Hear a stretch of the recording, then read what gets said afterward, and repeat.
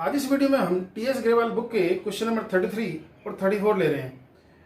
33 में बोलता है in the year ended 31 March 19 salaries paid amounting to ₹2,04,000 ascertain the amount chargeable to the income and expenditure account for the year ended March 19 from the following additional information। बोलता है पिछले साल 2018 में 24,000 salary outstanding थी। बोलता है पिछले साल prepaid salary on 31st March 18 24,000, prepaid salary on 31st March 19 12,000, outstanding salary on 31st March 18 18,000, outstanding salaries on 31st March 19 15,000।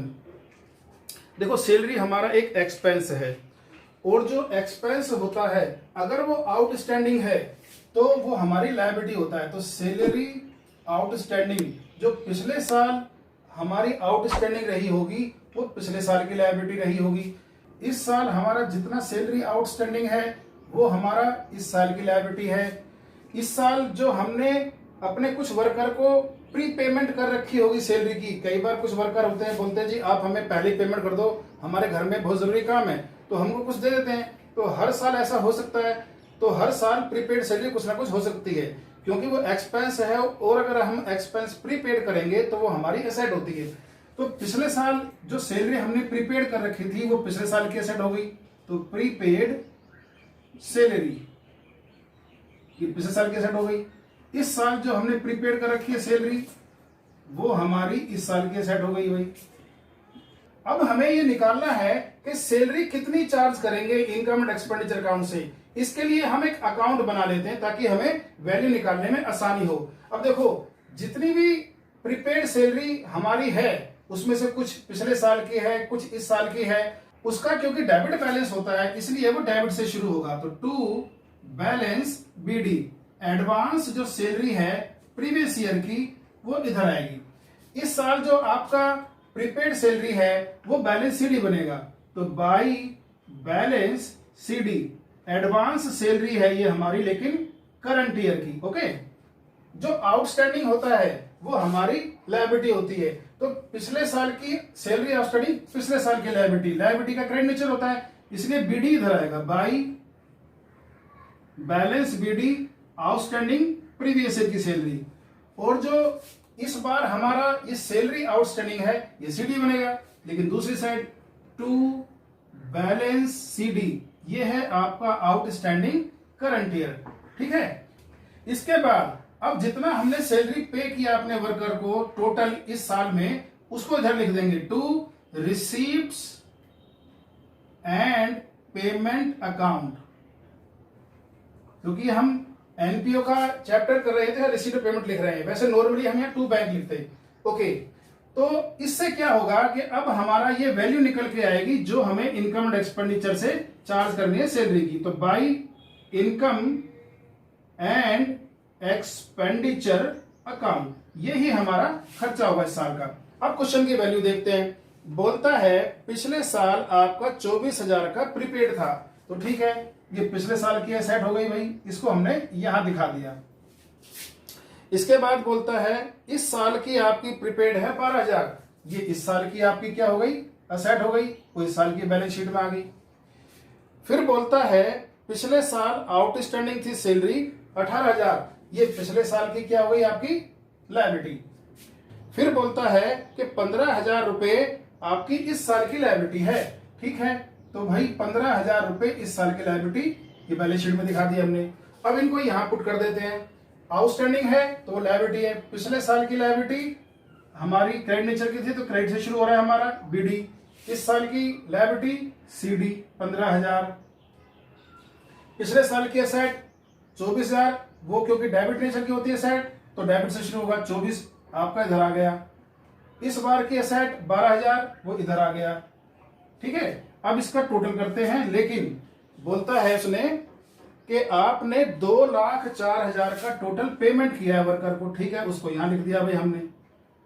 तो यहां आपका आया 8 और 5 13, 1 3 और 1 4, 2,43,000, 2,43,000, 8 2 10 और 3 13, 1 2 और एक 3, 3 और एक 4, और ये आपका आ गया 2,13,000 का एक्सपेंडिचर जो हमने किया है। टोटल जो हमारा एक्सपेंस है उसको हम यहां ले आए टू सैलरीज अकाउंट 2,13,000।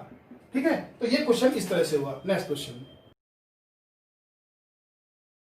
अगला क्वेश्चन हम ले रहे हैं क्वेश्चन नंबर 34। इसमें वो बोलता है कि लोकल रेंट से एक क्लब को या ऑर्गेनाइजेशन को होने वाली इनकम निकालो। अब लोकल रेंट एक क्लब या ऑर्गेनाइजेशन के लिए एक इनकम है और इनकम ठीक एक्सपेंस के उल्टा होती है। मतलब एक्सपेंस देखो डेबिट नेचर का होता है हमारा, ठीक है, और इनकम जो होती है हमारी वो क्रेडिट नेचर की होती है।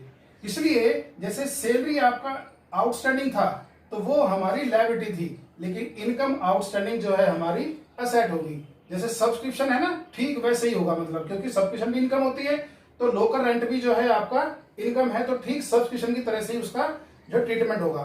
खैर, तो अगर एक्सपेंस आपका एडवांस है तो वो हमारी जो है एसेट है, लेकिन इनकम में वो लायबिलिटी हो जाती है।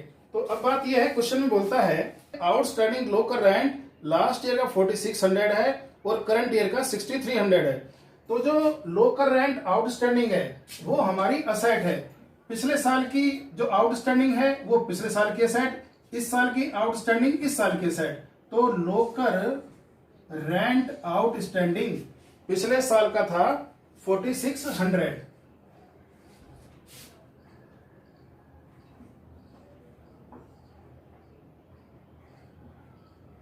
और इस साल का है 6300। ये इस साल की सेट हो गया भाई। फिर बोलता है लोकल रेंट आपका जो है एडवांस भी है, कुछ मेंबर ने हमको एडवांस दे रखा है। ये इनकम अगर हमें एडवांस मिल जाती है तो लायबिलिटी होती है। तो पिछले साल का जो एडवांस है आपका लोकल रेंट वो पिछले साल की लायबिलिटी हो गई।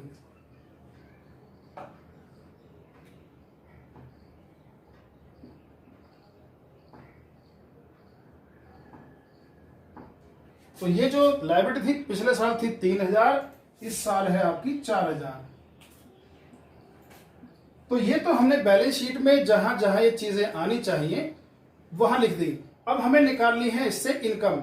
इनकम के लिए हम लोकल रेंट अकाउंट बना लेते हैं जिससे आसानी हो जाए समझने में और वैल्यू निकालने में। तो देखो ये बिल्कुल सब्सक्रिप्शन अकाउंट की तरह बनाना है। असेट जो है हमारी वो डेबिट नेचर की होती है, तो उसको बीडी डेबिट में आ जाएगा पिछले साल का, टू बैलेंस बीडी। ये क्या है, आउटस्टैंडिंग प्रीवियस ईयर का। सीडी इधर आ गया, बाई बैलेंस सीडी, ये आपका आउटस्टैंडिंग है करंट ईयर का। अच्छा, अब जो एडवांस है वो क्योंकि हमारी लायबिलिटी, हमने पहले ही पैसे रिसीव कर लिए हैं तो लायबिलिटी है ही। तो पिछले साल का जो आपका एडवांस है by balance BD, advance previous year, उसको यहां लिख देंगे। और इस साल का जो एडवांस है उसको उधर लिख देते हैं, टू बैलेंस सीडी, एडवांस आपका करंट ईयर। अब वैल्यू लिख लेते हैं। पिछले साल का जो आउटस्टैंडिंग है वो 4600 यहां पर आ गया। इस साल का जो आउटस्टैंडिंग है वो यहां पर आ गया। पिछले साल का जो एडवांस है, पिछले साल की लायबिलिटी, उसको यहां लिख दिया हमने 3000। इस बार का जो हमारा एडवांस है 4000, वो इस बार की लायबिलिटी है, उसको बैलेंस शीट लिख दिया। अब आपको इस साल जितना भी ये लोकल रेंट रिसीव हुआ है उसको उधर लिखो, by receipts and payment account. कितना है जी ये, बोलता है कि आपको 52,000 टोटल रिसीव हुआ है इस साल लोकल रेंट। उसमें कुछ एडवांस भी है, कुछ आउटस्टैंडिंग भी मिला होगा पिछले साल का, सेम सब्सक्रिप्शन की तरह। तो अब हम क्या करेंगे, इसको टोटल करेंगे, उसमें से लेस करेंगे, हमारा क्या निकला आएगा कि इनकम कितना है, इनकम एंड एक्सपेंडिचर अकाउंट। तो अब इसको करते हैं, ठीक है। तो ये है हमारा 300, 5, 6, 11, 1, 61,300, 61,300, इसमें से लेस कर देते हैं। तो 7, 6, 13, 1, 5 और 4, 9, 9 और 2, 11, 1, 52,700। ये जो है हमारी इनकम आ गई फ्रॉम लोकल रेंट। ये इनकम साइड में आ जाएगी बाई लोकल रेंट कितना 52,700।